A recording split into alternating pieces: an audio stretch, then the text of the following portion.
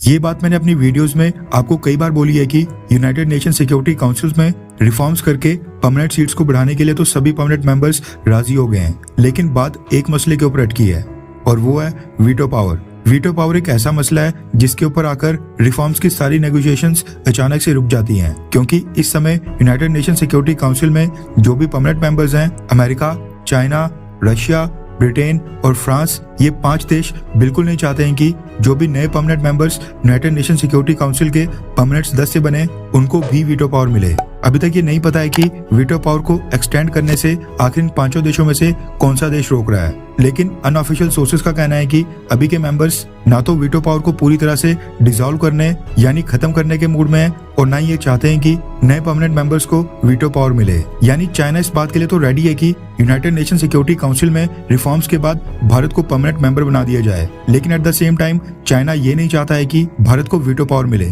और same view माना जा रहा है बाकी 4 परमानेंट मेंबर्स के भी हैं। अनऑफिशियल सोर्सेज से ये खबर पिछले 2-3 सालों से सामने निकल कर आ रही थी। इसके ऊपर कई सारे इंटरनेशनल मीडिया हाउसेज ने आर्टिकल भी पब्लिश किए हैं, जिसमें अनआइडेंटिफाइड सोर्सेज का हवाला देकर ये क्लेम किया गया है कि यूएन सिक्योरिटी काउंसिल की परमानेंट सीट्स तो बढ़ सकती हैं, लेकिन वीटो पावर इन्हीं पुराने 5 देशों के पास ही रहेगी। अनऑफिशियल लेवल के ऊपर तो कई थ्योरीज निकल कर आ रही हैं, लेकिन कोई भी देश या फिर यूनाइटेड नेशंस का कोई भी बड़ा अधिकारी इसके ऊपर बात नहीं कर रहा था, मगर अब ये बात आधिकारिक तौर पर सामने आ गई है और यूनाइटेड नेशन के सेक्रेटरी जनरल एंटोनियो गुटेरेस ने खुद ही इसके ऊपर एक स्टेटमेंट जारी की है, जो इस बात की पुष्टि करती है कि वीटो पावर को नए परमानेंट मेंबर्स के लिए एक्सटेंड करने के ऊपर एक मत नहीं बन पा रहा है। रेफरेंस के लिए आपकी स्क्रीन के ऊपर एनडीटीवी इंडिया के आर्टिकल का स्क्रीनशॉट है, जिसके मुताबिक यूनाइटेड नेशंस के चीफ एंटोनियो गुटेरेस का कहना है कि यूनाइटेड नेशन सिक्योरिटी काउंसिल में रिफॉर्म को लेकर वो अभी भी ज्यादा आशा लगाकर नहीं बैठे हैं। एंटोनियो गुटेरेस ने कहा कि यूनाइटेड नेशन सिक्योरिटी काउंसिल को बड़ा करने की पॉसिबिलिटी काफी ज्यादा बढ़ गई है। इस इशू को सीरियसली टेबल के ऊपर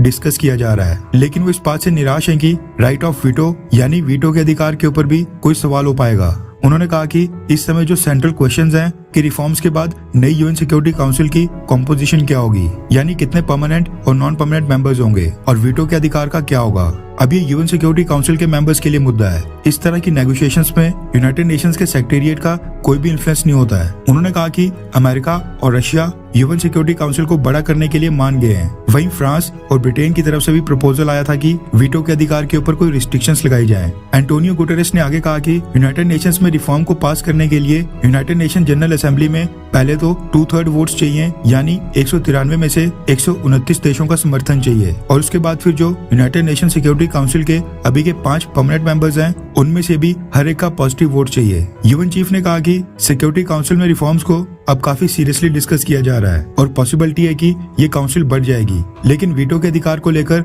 मैं ज्यादा आशावादी नहीं हूँ। एंटोनियो गुटेरेस ने यहाँ पर इस बात को डायरेक्ट तो नहीं बोला, लेकिन उन्होंने जब ये कहा कि वीटो के अधिकार को एक्सटेंड करने को लेकर वो ज्यादा ऑप्टिमिस्टिक यानी ज्यादा आशावादी नहीं है, ये साफ संकेत था कि अभी के 5 परमानेंट मेंबर्स परमानेंट सीट्स को बढ़ाने के लिए तो राजी हैं, लेकिन वीटो के अधिकार को नए परमानेंट मेंबर्स को नहीं देना चाहते हैं। यानी इसका मतलब है कि इतनी मेहनत मुशक्कत करने के बाद अब अगर रिफॉर्म्स करके भारत को परमानेंट मेंबर भी बना दिया जाएगा तो भारत को वीटो पावर नहीं मिलेगी। आप सोचिए कि जब यूएन सिक्योरिटी काउंसिल में ये 5 देश चुनकर आए थे उस समय यूनाइटेड नेशन में बस 55 देश शामिल थे और आज 193 देश यूनाइटेड नेशंस के मेंबर हैं। यानी अब और तब के बीच जमीन आसमान का फर्क आ गया है। मेंबर्स ऑलमोस्ट 4 गुना होने जा रहे हैं, लेकिन अभी भी ये 5 देश वीटो पावर को अपने तक सीमित रखना चाहते हैं। खैर, आपको क्या लगता है कि अगर भारत को वीटो पावर ना दी जाए और केवल बस यूनाइटेड नेशंस का परमानेंट मेंबर बना दिया जाए तो क्या भारत को ये एक्सेप्ट करना चाहिए? क्या ये ऑफर भारत को मान लेना चाहिए, हाँ या फिर ना? नीचे कमेंट करके अपनी राय जरूर बताएं।